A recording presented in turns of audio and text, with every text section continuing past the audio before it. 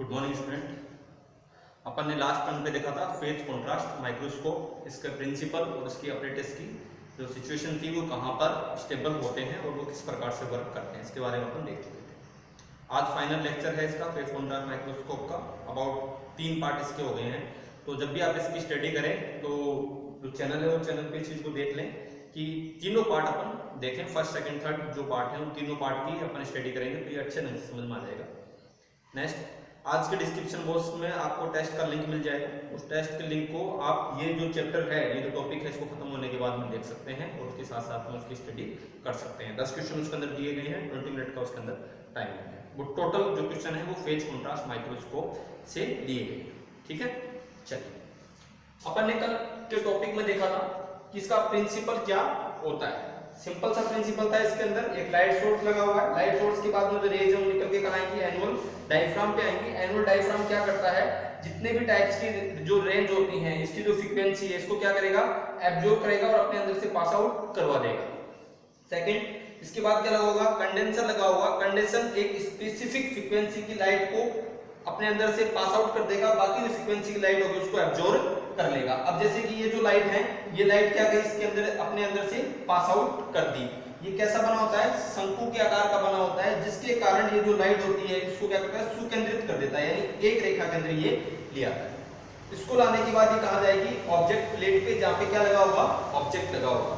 जब ये light object पे जाएंगी तो ये दो प्रकार से वर्क करेंगी, या दो लाइट के अंदर, दो रेज के अंदर डाइवर्ट हो जाएंगी। इसको अपन बोलते हैं डायरेक्ट रेज, जो कि स्पेसिमेन से आउट हो जाएगी, और दूसरी होगी डिफ्रैक्ट रेज, ठीक है, जो कि इसकी सरफेस से लेके बाहर चली जाएगी। उसके बाद क्या लगा होगा, ऑब्जेक्टिव लेंस, जो कि इमेज का क्या करेगा, आवर्धन करेगा। इसके बाद लास्ट में क्या लगा होगा, आपके एनुलर फेज प्लेट लगी होगी। जब ये डायरेक्ट रेज और डिफ्रैक्ट रेज जब एनुलर फेज प्लेट के ऊपर जाएंगी तो इस कंडीशन के अंदर क्या होगा, जब ये एनुलर फेज प्लेट के ऊपर जा रही हैं तो इस कंडीशन के अंदर इन दोनों में कालांतर उत्पन्न हो जाएगा, यानी इंटरमीडिएट टाइम उत्पन्न हो जाएगा, जिससे क्या डेवलप होगी, फेज डेवलप होगी। तो ये इन दोनों फेज का कॉम्बिनेशन करेगी या फिर मैं बोलूं स्टडी करेगी, और इमेज को किस पे शो करेगी, आईपीस लेंस के द्वारा शो करने लग जाएगी। ठीक है, तो ये था इसका प्रिंसिपल, लिख लो इसके अंदर।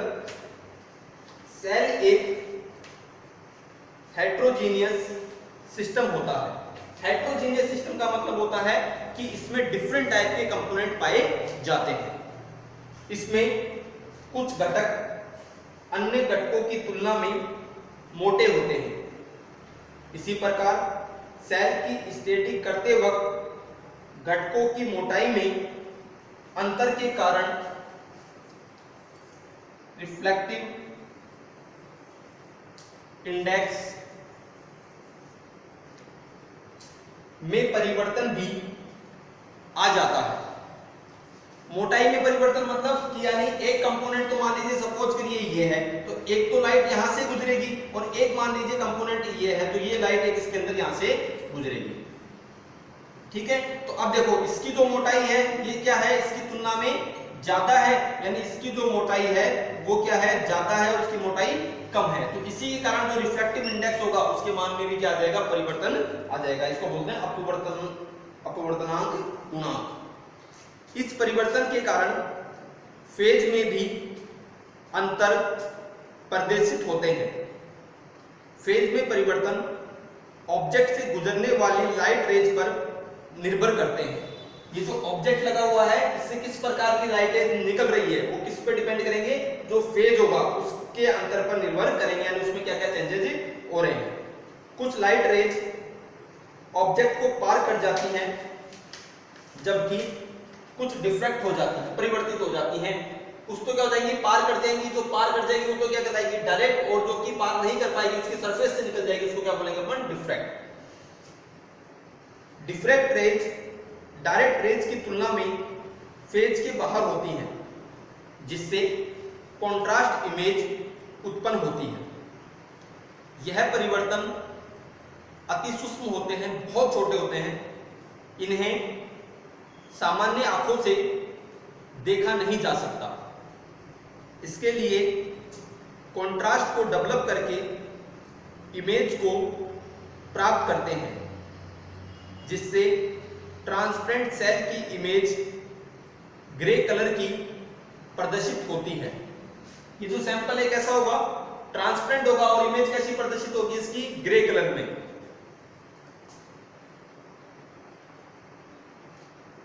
ग्रे कलर की प्रदर्शित होती है, ठीक है।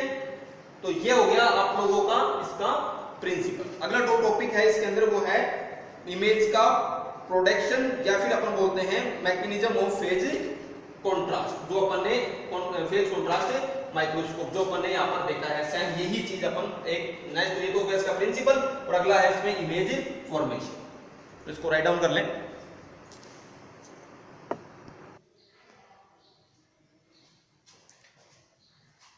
तो अगला टॉपिक है अपना इसके अंदर image production and mechanism of phase contrast microscope. देखो अगर प्रिंसिपल पूछते हैं तो आपको इससे पहले जो थ्योरी मैंने लिखाई थी वो किसकी हो गई, प्रिंसिपल की हो गई, क्योंकि इस पे जब भी क्वेश्चन आएगा तो इस पे एक बड़ा ही क्वेश्चन आएगा, write down the short note about phase contrast microscope, MSc के अंदर ही आता है।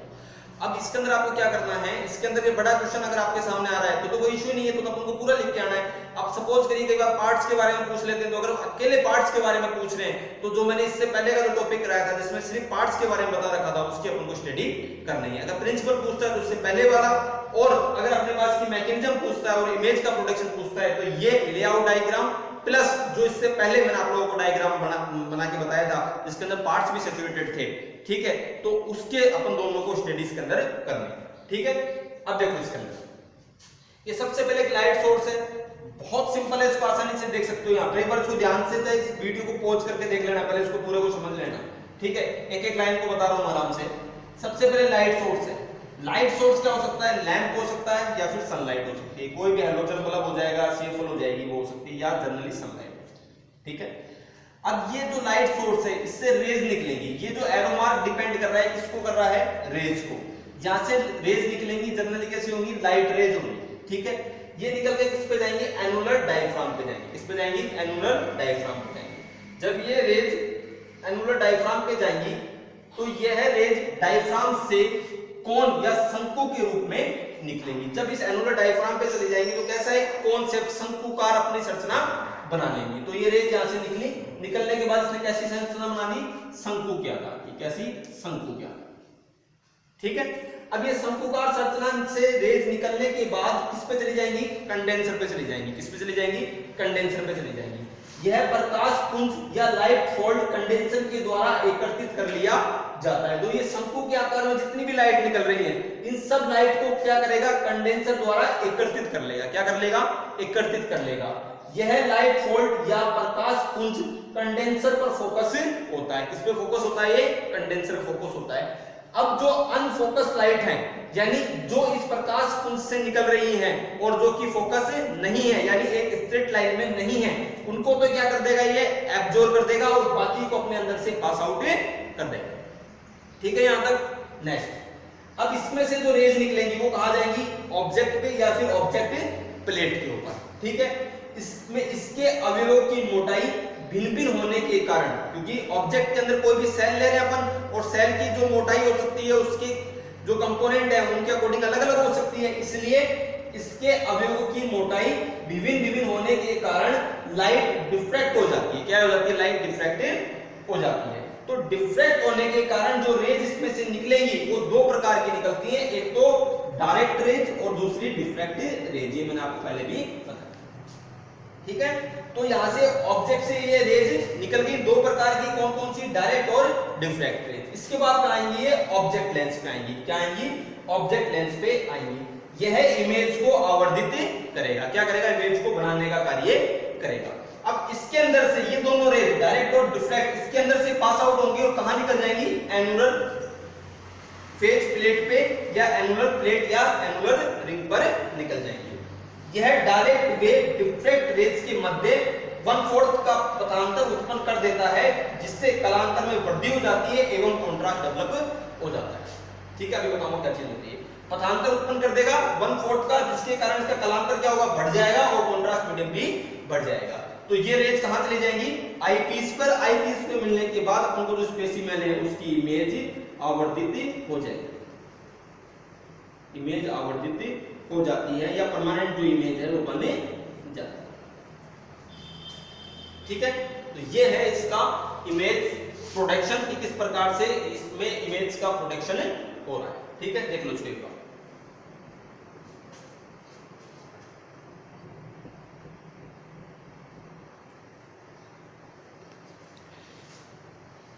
चलिए नेक्स्ट टॉपिक देखते हैं अपन, टाइप ऑफ इमेज। दो प्रकार की इमेज बनती है, एक तो ब्राइट और एक दूसरी डार्क। ये इनका फॉर्मेशन कैसे होता है, और साथ साथ में जो भी कालांतर की बात कर रहे थे वो कालांतर क्या चीज होता है।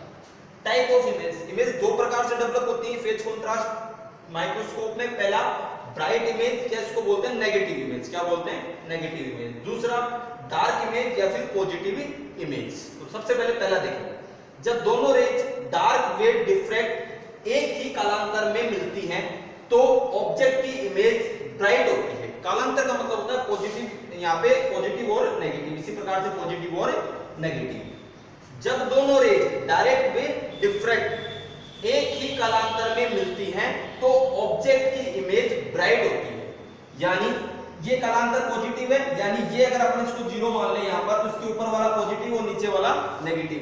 जब दोनों रेज डायरेक्ट और डिफ्रैक्ट, ये रेज में मान लो, ये रेज में मान लेता हूं डायरेक्ट, क्या मान लेता हूं डायरेक्ट। ठीक है, यहां तक समझ में आ गया भाई। दो कालांतर है, पहला पॉजिटिव दूसरा नेगेटिव। ये 0 पॉइंट से यहां पर एक्सिस के ऊपर क्या हो रही है, रेज निकल रही है। आगे यहां की बात समझते हैं। अब जब डायरेक्ट वे डिफ्रैक्ट एक ही कालांतर में मिलती हैं, या तो पॉजिटिव पॉजिटिव या फिर नेगेटिव नेगेटिव मिलती हैं, तो ऑब्जेक्ट की इमेज ब्राइट होती है। तो ऑब्जेक्ट की इमेज कैसी होगी, ब्राइट होगी। देखो ये निकली डायरेक्ट रेज, इसको नाम दे दिया is denoted by direct rays. ठीक है, अब दूसरी निकालनी है कौन सी, डिफ्रैक्ट। इसी के साथ साथ में मान लो ये अपने पास जो इमेज है ये है डिफ्रैक्ट। कैसी है, डिफ्रैक्ट।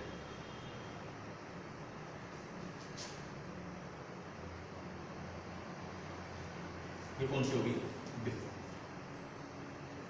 जब ये एक ही कालांतर में मिलेंगी। यह कालांतर कौन सा है, पॉजिटिव। एक ही कालांतर में मिली तो यहां पर जो इमेज बनेगी वो कैसी बनेगी, ब्राइट।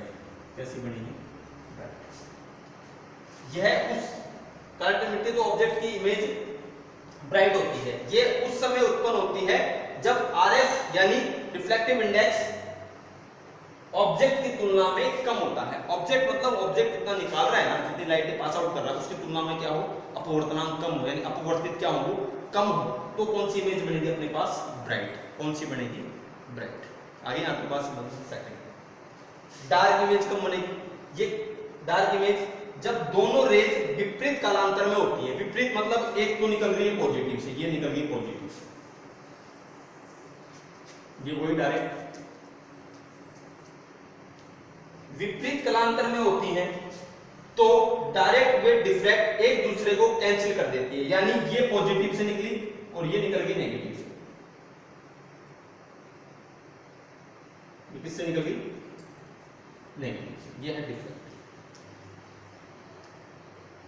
ये एक दूसरे को क्या कर देंगे यहां पर, कैंसिल। क्या कर देती है, कैंसिल। कौन सी वे डेवलप हो जाती है, नहीं यही गणित। दो कालांतर थे पॉजिटिव और नेगेटिव, दोनों एक साथ निकल रही थी, एक साथ चल रही थी। जहां पर दोनों एक साथ मिली वहां पे इमेज कैसी बनी, ब्राइट। दोनों अलग अलग कालांतर से निकल रही थी। एक बोल रही थी पॉजिटिव से जाऊंगी, दूसरी बोल रही थी नेगेटिव से जाऊंगी। दोनों निकली, एक दूसरे को क्या कर दिया, कैंसिल कर दिया। इमेज कैसी बन गई, डार्क। ठीक है, इस कारण ऑब्जेक्ट की डार्क इमेज उत्पन्न हो जाती है। ऑब्जेक्ट कैसा दिखेगा, डार्क। ये उस समय उत्पन्न होती है यहां पर आरएफ ऑब्जेक्ट की तुलना में क्या होगा, यहाँ पे जो आरएफ वैल्यू है वो ऑब्जेक्ट की तुलना में क्या होगी, कम होगी। और यहाँ पे आरएफ वैल्यू ऑब्जेक्ट की तुलना में क्या होगी, ज्यादा होगी। सिंपल सी बात है, डार्क इमेज कम बनेगी जब अपवर्तनांक ज्यादा होगा।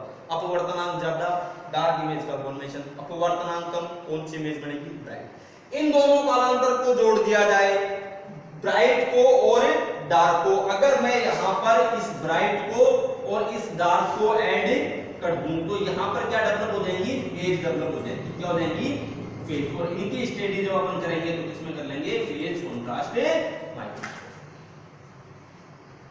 ठीक है, आगे बात समझ में यहां तक, देख लो इसको आप लोग।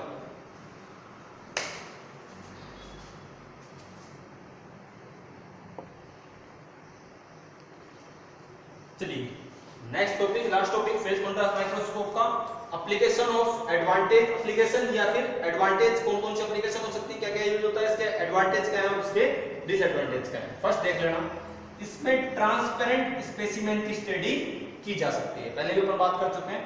टोटली ट्रांसपेरेंट अगर कोई भी स्पेसिमेन है, कोई भी ऑब्जेक्ट है, तो उसकी आसानी से स्टडी कर सकते हैं। दूसरा, इसमें सेल को स्टेनिंग की आवश्यकता नहीं होती है, सेल को किसी भी प्रकार के रिएजेंट के द्वारा स्टेन नहीं करना पड़ता, विदाउट स्टेनिंग भी अपन उसकी स्टडी कर सकते हैं। तीसरा, इसमें हाईली ट्रांसपेरेंट ऑब्जेक्ट को भी देखा जा सकता है, ऐसे ऑब्जेक्ट जिनको अपन सामान्य रूप से नहीं देख सकते या हाईली ट्रांसपेरेंट होते हैं, उनको भी देखा जा सकता है। इसमें इंटरसेलुलर कंपोनेंट यानी सेल के जो कोशिकांग होते हैं उनको भी देखा जा सकता है।